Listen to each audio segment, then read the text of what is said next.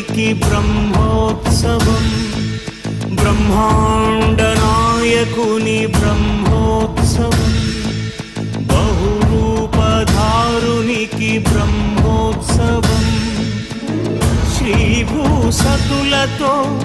శరణాగతులతో, శ్రీభూసతులతో శరణాగతులతో, ఏడు కొండల పైన చక్కగా బ్రహ్మరూపుని